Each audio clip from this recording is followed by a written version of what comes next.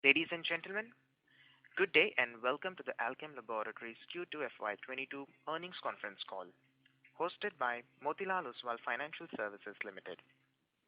As a reminder, all participant lines will be in the listen-only mode, and there will be an opportunity for you to ask questions after the presentation concludes. Should you need assistance during the conference call, please signal an operator by pressing star then zero on your touchtone phone. Please note that this conference is being recorded. I now hand the conference over to Mr. Tushar Manudhane from Motilal Oswal Financial Services Limited. Thank you, and over to you, sir. Thanks, Faizan. Welcome to 2Q FY22 earnings call of Alchem Laboratories. From the management side, we have Mr. Sandeep Singh, Managing Director, Mr. Rajesh Dubey, Chief Financial Officer, Mr. Amit Ghare, President, International Business, Mr. Yogesh Kaushal, President, Chronic Division, and Mr. Gagan Borana from Investor Relations. Over to you, Gagan, for the opening remarks. Thank you, Tushar. Good evening, everyone, and thank you for joining us today for Alchem Laboratories Q2 FY22 earnings call. Earlier during the day, we have released our financial results and investor presentation, and the same are also posted on our website. Hope you have had a chance to look at it. To discuss the business performance and outlook going forward, we have on this call the senior management team of Alchem. Before I proceed with this call, I would like to remind everyone that this call is being recorded and the call transcript will be made available on our website as well. I would also like to add that today's discussion may include forward-looking statements and the same must be viewed in conjunction with the risks that our business faces. After the end of this call, if any of your queries remain unanswered, please feel free to get in touch with me. With this, I would like to hand over the call to Mr. Sandeep Singh to present the key highlights of the quarter gone by and strategy going forward. Over to you, sir. Thank you, Gagan. Thanks a lot. Yes, so good evening, everyone. I would like to thank all of you for joining us today for our second quarter earnings call. For the quarter 2 FY 2020 has been a healthy quarter for the company during this quarter and for the company year-on-year as well. Year-on-year revenue growth of about 18% and net profit grew by 15%. During the quarter, we also generated healthy cash flows, which has helped us further strengthen our balance sheet with net cash position of about 1,150 crores as on 30th September 2021. Talking about our India business, it registered a growth of close to 26% year-on-year during the quarter and 43% for the half year, which was majorly driven by strong volume-led growth in our acute therapy areas of anti-infectives, vitamins, minerals, and nutrients, pain management, and gastro as well. Most of our large mega brands continue to outperform in their respective markets, thereby maintaining their leading positions. Our chronic portfolio also deserved a market-beating performance with an increase in market share and improvement in market rankings. Our growth rate in chronic therapy areas of neuro, derma, and anti-diabetes was more than 30% for the first half of the year as per IQVIA data, which is more than double the therapy growth rate. Our trade generic business also grew well in the quarter, thereby carrying on the momentum of the last financial year. During the quarter, we launched our Pulmocare division with focus to improve our presence in the respiratory segment. Moving on to our international business, our US business with the quarterly sales of $83 million was almost flat year-on-year and quarter-on-quarter. The significant pricing pressure that we witnessed in our base portfolio was largely offset by new product launches, which included limited competition products like ibuprofen plus famotidine. During the quarter, we filed 6 ANDAs with US FDA and we received 7 approvals. Apart from the US, our other international businesses delivered a robust year-on-year growth of 27% with good performance in Australia, Chile, and UK. Updating on our progress in biosimilar segment, during the quarter we launched 2 products in India market, Denosumab and Romiflostin, and have plans to further expand our portfolio going ahead. We are also making good progress towards taking some of these products to regulated markets over the next 5 years, which would be the key to unlocking a potential in the biosimilar segment. In terms of regulatory inspections during the quarter, we had a remote and virtual US FDA inspection of a bioequivalence center at Taloja, which was successfully closed without any observations.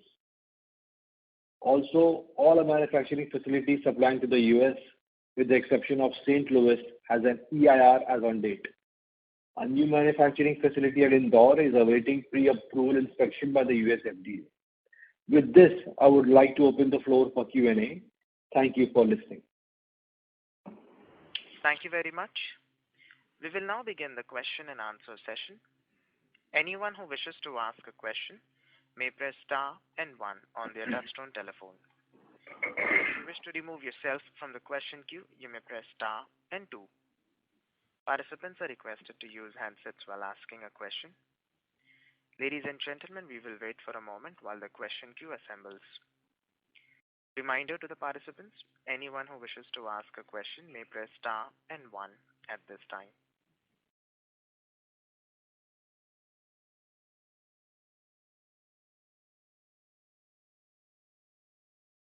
The first question is from the line of Saion Mukherjee from Nomura. Please go ahead. Yeah, thanks and good evening. Sandeep, can you throw some light on the India business? How should we think about growth? The last quarter had a lot of acute demand because of COVID. I would assume that would have calmed down, but still the overall revenue has been strong. So is there a seasonal pickup that happened this quarter? How do you read it? If I look at from a 2-year CAGR basis, it's around 12 to 12, just above 12% growth, which also, is a normalized, looks like a normalized growth rate. So should we assume low double digit kind of a growth now? So if you can give some color, and also you mentioned about trade generics, how large is that as percentage of your revenues now? Yeah, thank you, Sai. So there are like few questions on that, so I'll answer one by one. The first part is, that yes, there was some seasonality to it, but also we had added, people last year. We had restructured our large divisions, if you recollect, especially of our large mega brands. So all that is playing out well. Unfortunately, last year because of whatever impact we had, it could not play out, but we laid the ground stone. So therefore, I think the growth is also coming due because we are gaining market share. It's not just, with tailwinds and good seasonality. And how we should look at it going forward, I think you're completely right. We cannot expect it to have the same growth rate which we have had in the, this H1. So overall, I think we continue that we should, look at a growth of 12 to 15% mid-teens, our early teens. We have already maintained that. I think that continues to be, our guidance going forward, sign on that. And sorry, there was some other question, sign. I kind of. And the trade generic segment is Sandeep. So I understand last year it has grown. The segment grew faster than your domestic business. How was the growth this year and this quarter so far? And what percentage of revenues is now coming from trade generics? I think this year also the trade generics has grown very well. It's in line or slightly higher than our other domestic business. And as a percentage, it continues to be the same percentage it was, last year and last quarter. So it's excess of around 15%. It's close to that. Okay. And just another question, if I can ask, on the other international markets, there seem to be some step up in growth. Is there any one-time sale that is there? What is happening in that market? We are kind of closing on 200 crores a quarter. So if you can, throw some color on the dynamics in the ROW or international markets. Sure. I'll invite Mr. Amit Ghare to comment on that. Amit, please. Thank you. Sure. Thank you, Sandeep. Fine, there are no one-time sales there. It's a combination of 4 or 5 key markets that we operate in: Australia, Chile, Europe, Philippines, and Kazakhstan. These are predominantly what dominates it. But to answer your basic question, there are no one-time sales there. And you would have noticed that in the first quarter and second quarter, the sales are fairly similar. Okay. Thank you. I'll join back. Thank you. Thank you. The next question is from the line of Nimish Mehta from Research Delta Advisors. Please go ahead.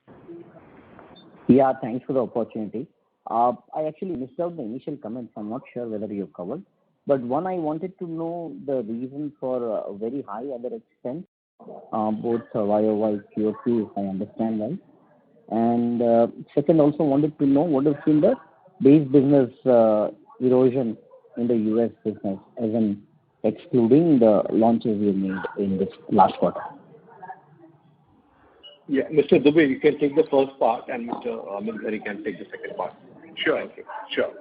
So other expenses, if you compare with last year's quarter two, yes, definitely it's on higher side because last year it was just 17-18% of revenue. But last year it was not normalized kind of quarter. Overall, is quarter two is somewhere close to 95% normalized.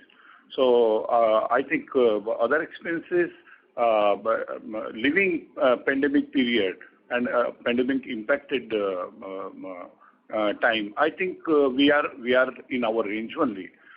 Generally, our other expenses is in the range of 23 to 25%, and we are 22.5% this time. So I think we are within the range because our marketing expenditure and all these, now it has come on normal position. I see. I mean, I was looking at the absolute figure, which is probably the highest in so many quarters, maybe 8 or 12 quarters or whatever, yeah. So if you see absolute figure also, last year's quarter two, it was 420 crores. Now it is around 620 crores. So, but last year's 420 crores, we cannot categorize this as a normal kind of expenditure on under other expenses because marketing expenses, as you know, last year it was not totally on normal. No, understood. Okay, I mean, I just a little bit pushing on that. So in Q4, for example, we did, I think, roughly 550 crores. And in there you mentioned higher because we were preparing for, some of the launches, etc., etc. So in other words, we were under the impression that 550 is on the higher side. Now 623 is much higher than that. So that was the reason. So so should we consider 620 as a normal range going forward? Something like that will continue being incurred every quarter? As far as between 23 to 25% of revenue is normal range for other expenses. And that is normal if you see our history. Okay. And on the US, Other than just looking at the absolute number, looking at the percentage would make more sense because it has a percentage to sales. Some good part of this expenses is related to sales. So as sales goes up in absolute terms, the absolute cost will also go up. So I think you should look at percentage terms rather than absolute number. Fair point. No, understood. And on the US business erosion, that will be helpful. Sure. Amit, you can comment. On the US, sorry, Sandeep, go ahead. No, I was saying, Amit, you can go in. That's all I was saying. Thank you. Okay. All right. Thanks, Sandeep. So on the US business, as we have reported, we are about 2.5% down year on year on the quarter two, that is. And the primary reason for that has been price deflation, which is in higher single digits for us, almost pushing to the 8-9% levels on an overall portfolio basis, which has also led to some kind of market share losses in unit terms, that is. So that has kind of multiplied. And obviously we have not been able to cover all of these or both of these losses through our new products, and that's basically the reason for where we stand. Your comment on gross margin would be helpful. I mean, this quarter it is 200 basis points higher than what it used to be. Again, Q2. Or, in generally we are in the range of 60%. I think now we are in the range of 62%. Again, is this sustainable? Because We were under the impression that the raw material price would actually have a negative impact on the gross margin, but there seems to be a positive impact. So, any reason for that? Yeah. Sandeep, do you want me to take this question? Yes, Subhaji. Yeah. Yes. So, yeah, you said very correct. And this time, gross margin, we have advantage, and our gross margin is on higher side, 62.2%. Basically, when you have better domestic sales, because that sale is having better gross margin, so that is one impact. And in domestic also, our product mix, what we sold, it was on better side. So both this, it has impacted and it bettered our gross margin. Yes, in US, NRV impact is there, but in US, we have positive impact on material COGS. So that also, it has given advantage to us. As well as in US, so in US we sold products having better margin. So all this put together, around 1.8 or 1.9% kind of advantage we got in gross margin this time. As far as forward, I think you must be knowing API prices, now a lot of pressure is going on that. So it is going to be quite challenging. Second half, it will be quite challenging for most of the pharmaceutical company. But I think we have various levers with us, and definitely we are going to try to normalize whatever impact we are going to have on material front. And our expectation will be somewhere in the range of 60% kind of for the year. Understood. Okay. This is very helpful. Thank you very much. Thank you. The next question is from the line of Kunal Randeria from Edelweiss. Please go ahead. Hi. Good evening, and thanks for this opportunity. My question regarding the US. So I believe we have got well approvals in the first half of the year. So if you can just maybe let us know how many have you launched in the US, and what is the expectation? How many are you expecting to launch in the second half of the year? Amit, over to you, Amit. I think you're best suited to answer this. Sure. Of the 12, we had 2 tentatives, obviously, so those are obviously out of question from launch perspective. I think of the remaining 10, we have been able to launch 8 of them, so far. So that's the answer to your first question. What was your second question? And how many approvals or launches can we expect in the second half of the year? Right. So I gave you the answer so far, and the 2 other, which were approved, we launched those also. So that certainly will, make it to 10. By the end of the year, we are hoping that we launch at least 12. So we are expecting 3 to 4 more launches for the remaining 4 months. Sure. And any kind of limited competition expectation? Not really. Not really. Right. Sure. So my second question is on the domestic business. Your turnaround has been very strong, but now with COVID largely behind, and assuming there's no third wave, so would you like to call out any of the therapies or brand that may see a slowdown because it has benefited a lot during COVID? Yeah. So, this is, I think that's built up on the first question of Sayan, and I'm happy to answer it. So, yes, because of COVID, I think we had certain, obviously tailwinds and, coming out of a low base last year. So I think there might be some slowdown in nutrition and multivitamins and things like that, or maybe even antibiotics, because this time the doctors did prescribe in a lot of antibiotics, also curing secondary infections. So there might be a slowdown, but we don't see a dramatic, kind of a shift downwards, because I think, we are very good to have this growth rate of, what we maintained, like mid-teens kind of. So yes, nutrition, to answer you, straight, might see some slowdown, but I think awareness has also gone up, so it might not be very, very significant, honestly. Okay. And just one more, if I can squeeze in.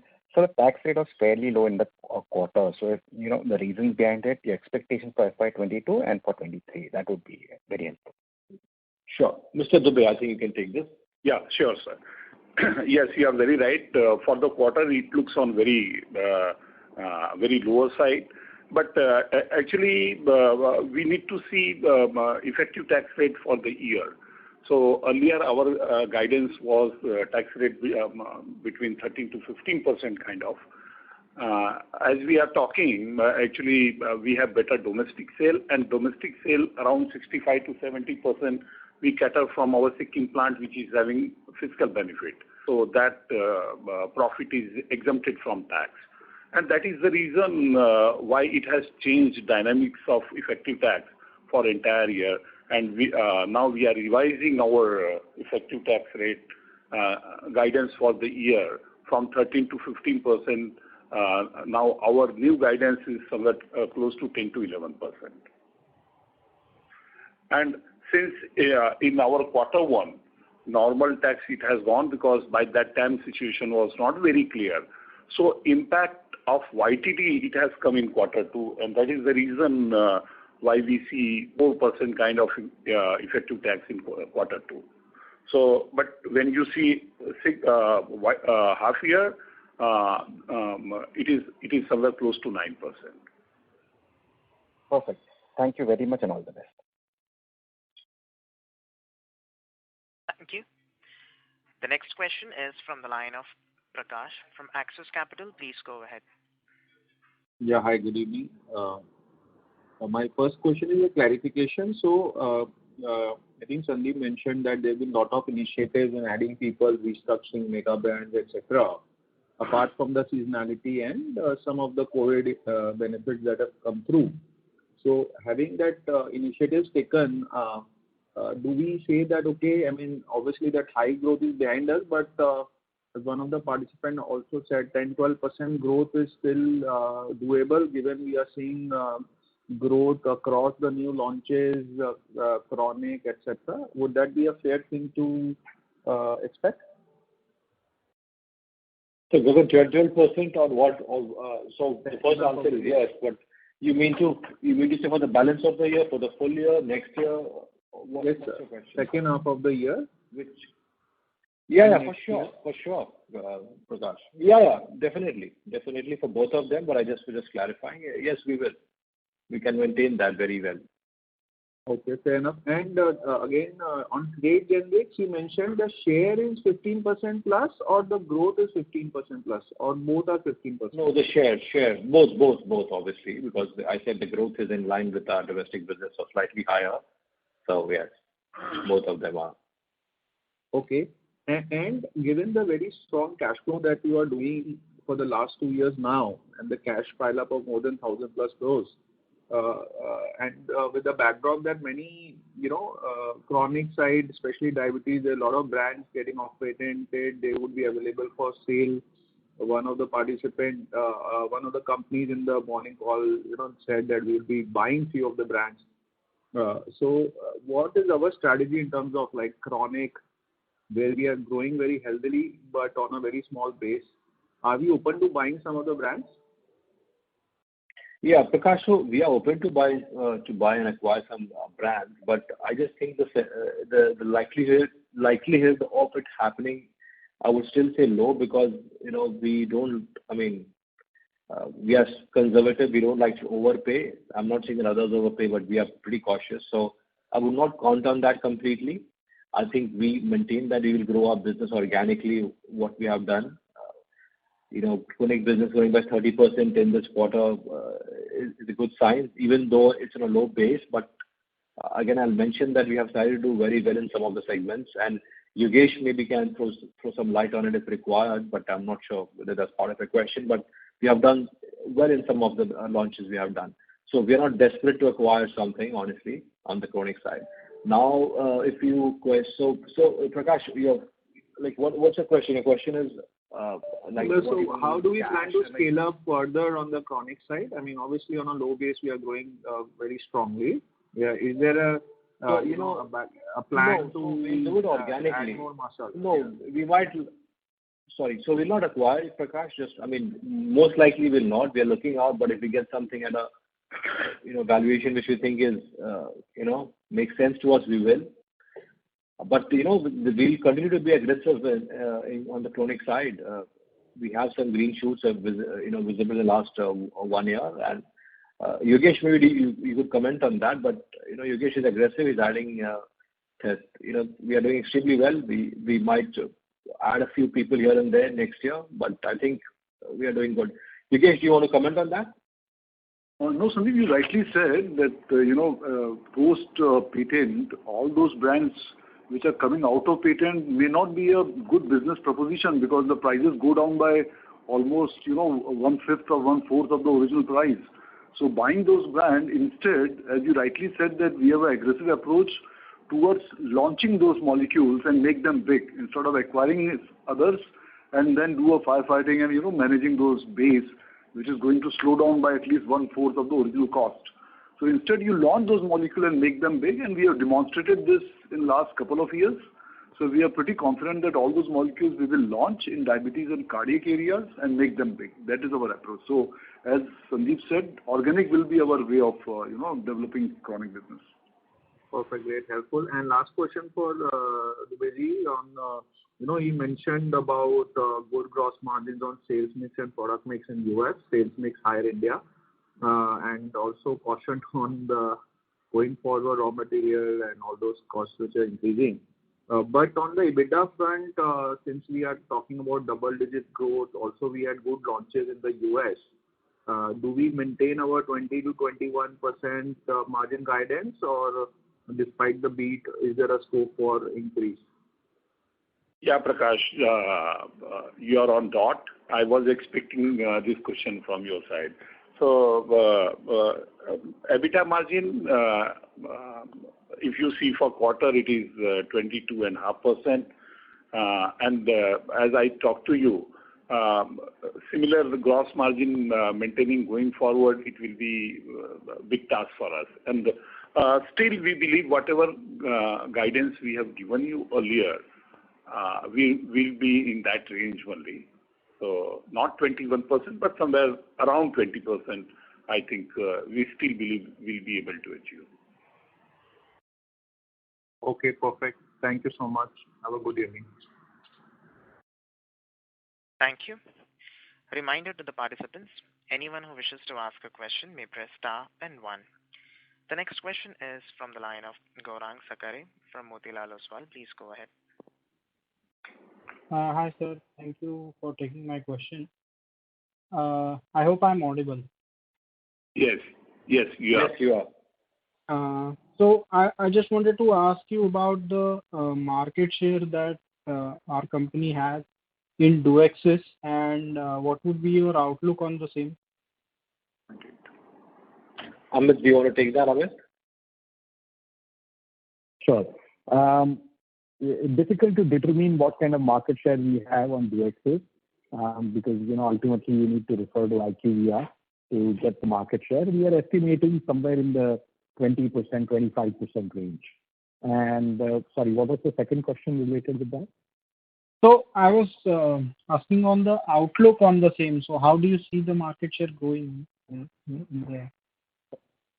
Right. We have obviously 3 competitors who have come in. Including us 3 now. So there's authorized generic and another generic has come in. So, we hope to maintain our market share at least. Okay. Thanks. Second one on the number of MRs. Can you give the split between MRs for acute therapy and chronic therapy separately? I will answer this, Sandeep. Yeah, please, Yogesh. Go ahead. Thank you. So our acute is around 80% of our field force, and chronic is around 19 to 20%. Total, Okay. Yeah, total we are around 10,500. So out of which 80 is acute and 20 is chronic. Okay. Thanks a lot, sir. And one more thing. So basically, I just wanted to ask on your growth breakup in domestic formulations business, like price, volume, and new launches. for second quarter of FY22 and maybe for the first half as well, if you can.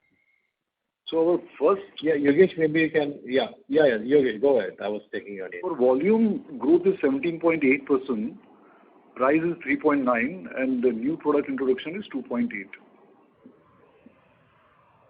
Okay.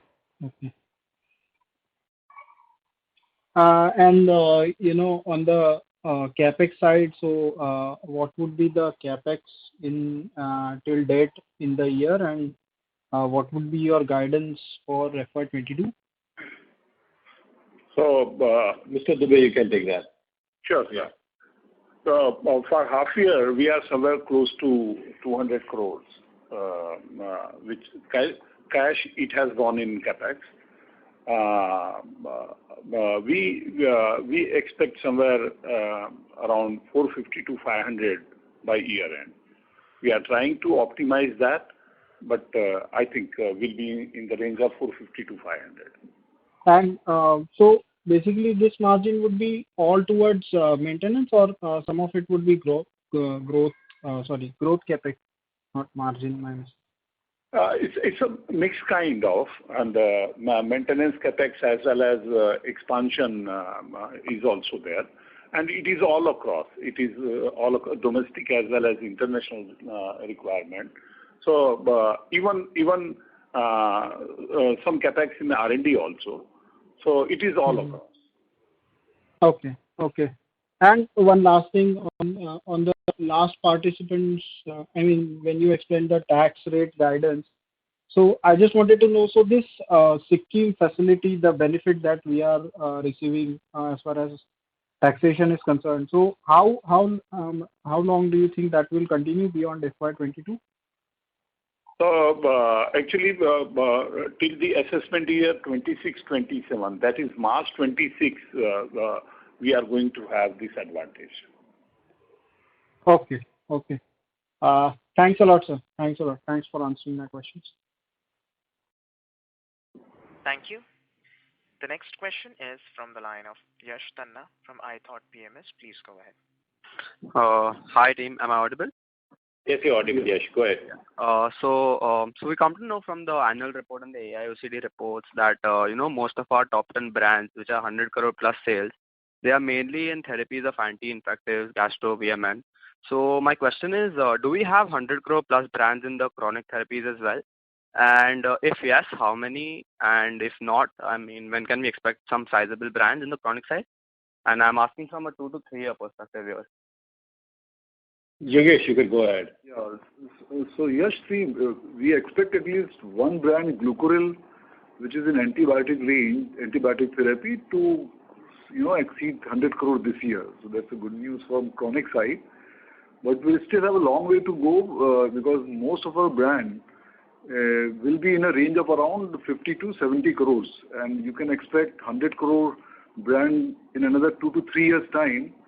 A couple of more brands to join 100 crore, bracket. Yogesh, but just one point there, on IMS or Equia or EVAC, whichever you will track, there the brands are reported not as a group, so there it might not still be visible. Okay. That is something you must point out. Yeah. So Glucoril, actually, internally we as a group, we say 100, but since IQVIA split the SKU also, so in that way, the largest brand will be Glucoril M, which will be roughly around 60 crores. That will take another 3 years to become 100 crores. And we have certain new launches, which will also take around 3 to 4 years time to be 100. So from a SKU point, you can say that at least 3 to 4 years time, we should have at least 2 to 3 brands on a 100 crore bracket. So, and which therapies would these brands be in? Mostly in diabetology and cardiology. Sure. Thank you. My second question would be in the last call we spoke that we have 3 biosimilars launched in India and now 2 more as you mentioned in the opening comment. And you also said that you would out-license to Lupin, Zydus, or even globally we would try to tie up with some of the best partners for our biosimilars. So with this increasing share of biosimilars in the product mix, and we are also widening reach with all these tie-ups, we should see a positive impact on the margin side. And if yes, by when can we start seeing this effect? So sorry, your question is that biosimilars impacting margins positively. Is that correct? The gross margin. Just to... And and how much time frame? I mean, like just a ballpark figure. I'm not sure. Yeah, sure. So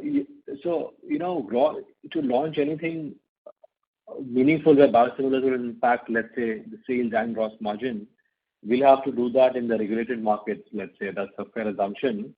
That would take at least 4 years from now. So please do not expect any change in gross margin colors because of biosimilars for the next, I would say, at least 4 to 5 years. Okay, sure. And just one more question, if I may. On the biosimilars, we have invested around 650 crores over the years, and I mean, how much incremental capex do we need for this segment over the next 3 to 5 years? I think incremental capex might not be, the way to look at it, because some capex, most of the capex on our usual business is almost done. In the capex cycle, we are through. I think overall we maintain that we do 500 crore capex overall for Alkem as a group. I think it is very well within it. How much now will we do for biosimilars and things like that? I think that is something which we'll keep it flexible, because it depends how we scale the business up. And because we're also watching for some key milestones before we kind of invest further, or we need to invest. So I think I'll refrain from splitting it up between biosimilars, biotech and Alkem as a group. But it is not something significant, honestly. Sure. So thank you very much, and best of luck. Thank you. The next question is from the line of Vishal Thanvi from ValueQuest Investment Advisors. Please go ahead. Yeah, so my question is on domestic business. Vishal, you'll have to speak a little louder. We can't hear you. Yeah, just a minute. Yeah, can you hear me now? Yeah, it's much better. Yeah, so my question is on domestic formulation business. So we have two segments over there, acute and chronic. Can you give the breakup how much is acute and how much is chronic?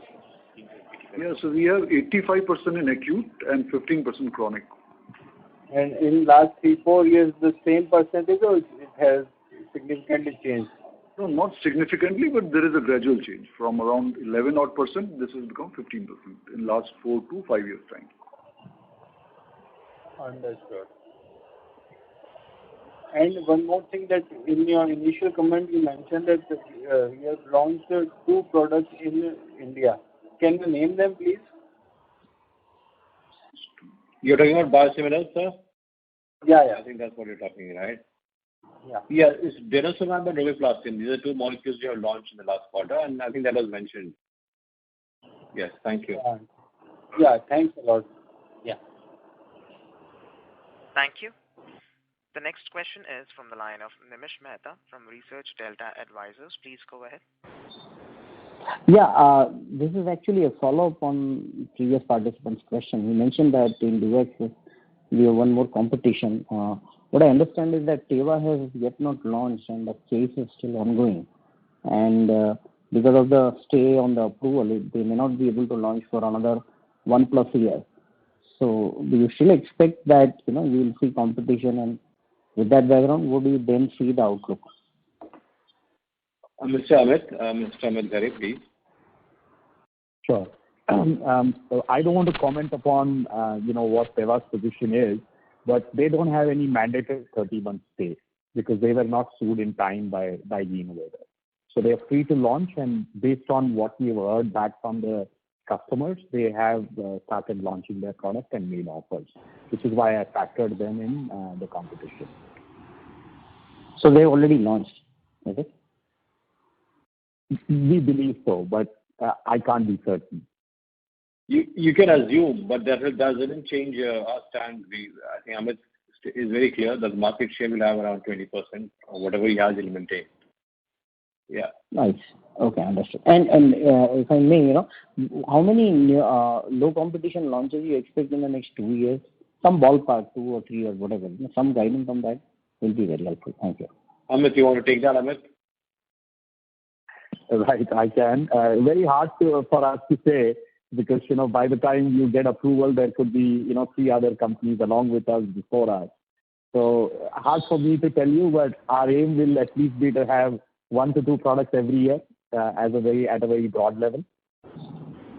And I also remember the definition of low competition could be very different. So anyone less than 3 is what I would consider as limited. Right. Yeah. So same here. Anything less than 3 would be limited competition. Right. Okay. So understood. So broadly 1 to 2 per year. That's a good range. Okay. Thank you very much. That's our ambition. Yes. Yeah.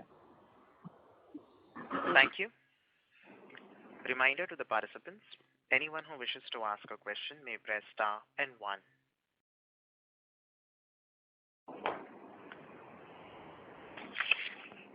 The next question is from the line of Prakash from Axis Capital. Please go ahead.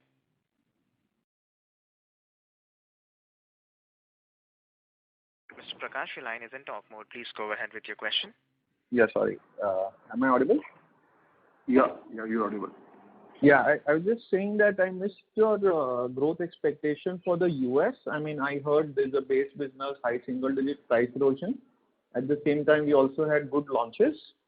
So do we expect stable or marginally upward trend, which we had earlier guided, or how do we see the US growth trajectory? Unless you could take that, Amit. Sure. Thank you, Sandeep. Prakash, I never guided for anything. We only talked about what the history was. And, the quarter, year-on-year quarter has been degrown at 2.5%. That's what I said. But I'll go ahead and answer. So this year, of course, it's going to be extremely tough for the entire industry. And I think on a complete year basis, fiscal year basis, we are looking at mostly flat sort of a scenario, at least at this time, sitting in November. So not audible. You're expecting what? Flat. I'm expecting the year will end, the entire fiscal will be flat compared to last fiscal. Okay. And then we have enough pipeline to grow from there? We do have enough pipeline to go from there. And even this year, we will have 12 launches, at least 12 launches. So basically, I think the problem has been, like I mentioned before, that, whatever we are losing out on the market share and the price deflation, we are not covering enough from our new launches. So it remains to be seen how it will be in the fiscal going forward. History tells us that we have done better on that count. But going forward, we need to see how the deflation really, does it settle down? Does it come down? Where does it end really for the overall industry? And of course, for us as a portfolio. Mm-hmm. Fair enough. That was all. Thank you so much. Thank you. The next question is from the line of Vishal Thanvi from ValueQuest Investment Advisors. Please go ahead. Yeah, thanks for the opportunity again. My question is on the US business. So can you give us some numbers on margins of domestic business and US business? EBITDA margin or gross margin? Yeah. Mr. Dubey, you can take that. I think because the comparison rather than... We never do some light. We never give segment-wise gross margin or EBITDA margin of our businesses. So we always talk combined. Okay, thanks. Thank you. Participants, to ask a question, you may press star and 1.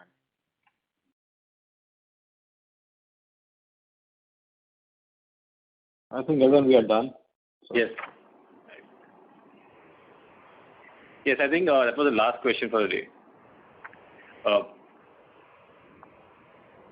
Okay, there are 2 more questions I think come up. Faizan, can you go ahead? Sure, sir. The next question is from the line of Ritika Agarwal from ValueQuest. Please go ahead. Thank you for taking my question. So my question is on cash utilization plans for the company going ahead. Could you give some understanding on that?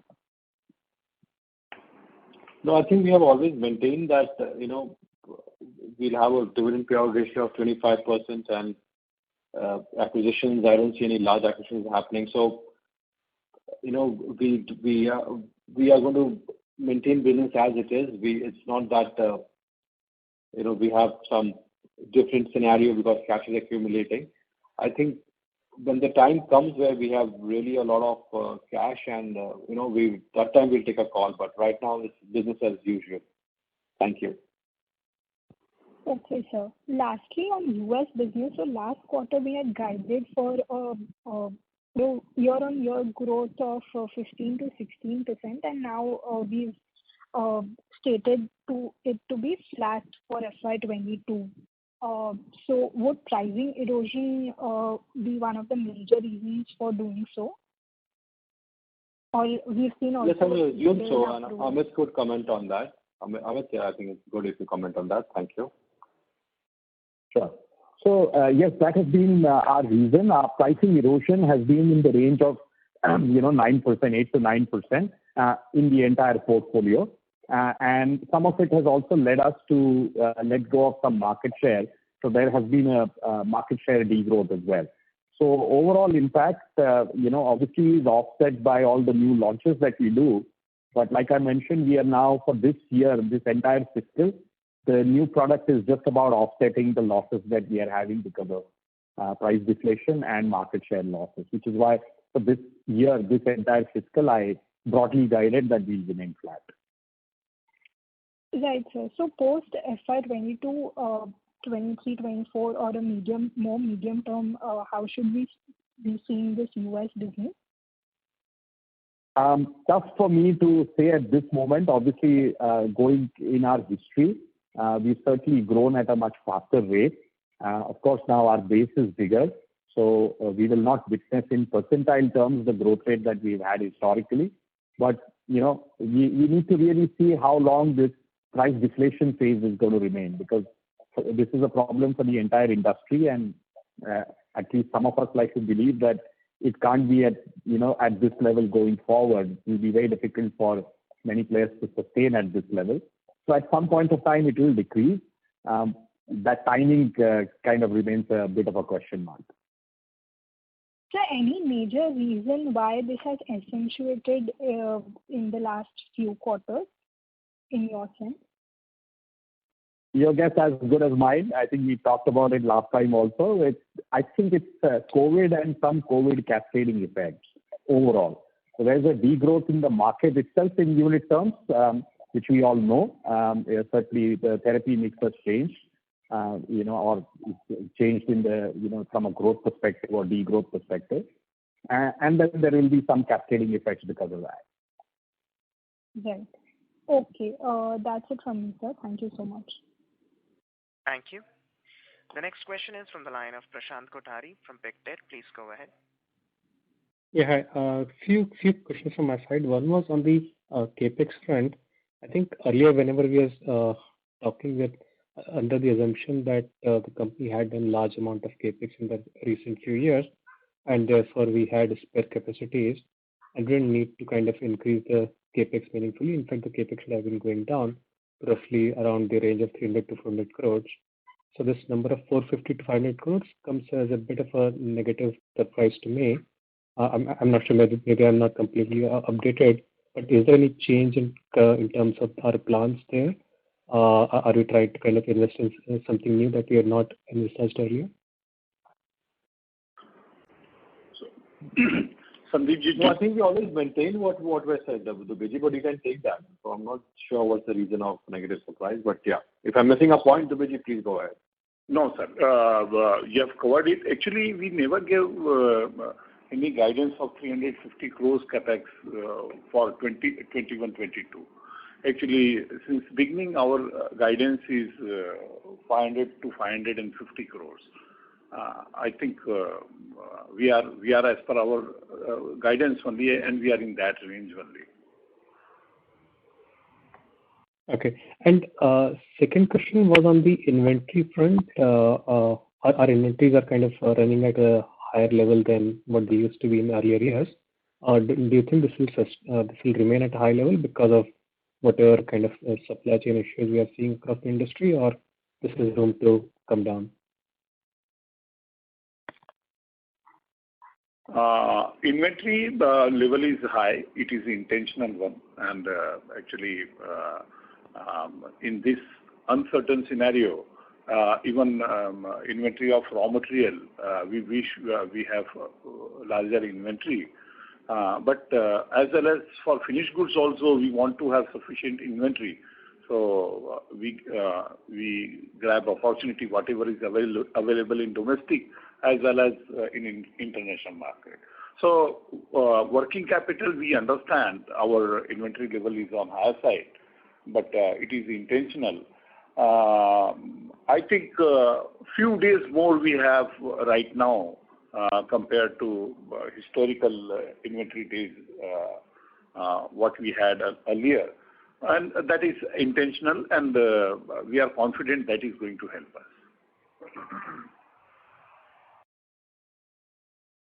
All right. Okay. Thank you. And just the last question is on these rise of digital pharmacy chains in India, and even not just digital, but also physical pharmacy chains, which are growing very fast. I mean, do we have a separate division, separate strategy for kind of managing these, let's say what we would call it the modern trade or the internet kind of channels, or are we kind of deploying a similar philosophy, similar channel strategy as we used to have for the traditional chemist shops? Yeah, that's a good question. So first thing first, we are not deploying any special division or strategy for this, because please remember that as long as the prescription is honored and the doctor's prescription has a supreme say, I don't think companies have to especially worry about doing something special for online pharmacies, because the prescription matters, and what doctors brand the right has to be honored any which way, whether you're any pharmacy or a brick and mortar pharmacy. So it's business as usual for us, but obviously we are watching out, but nothing special we are doing for these things right now. All right. Okay. Thank you very much. Thank you. Yes, Vivan, I think we can close it now, sir. Thank you. Sir. That was the last question. I would now like to hand the conference over to Mr. Gagan for closing comments. Thank you, and over to you, sir. Thank you, everyone, for attending this call. If any of your queries have remained unanswered, please feel free to get in touch with me. Thank you. Thank you. Ladies and gentlemen, on behalf of Motilal Oswal Financial Services Limited, that concludes this conference. Thank you for joining us, and you may now disconnect your lines.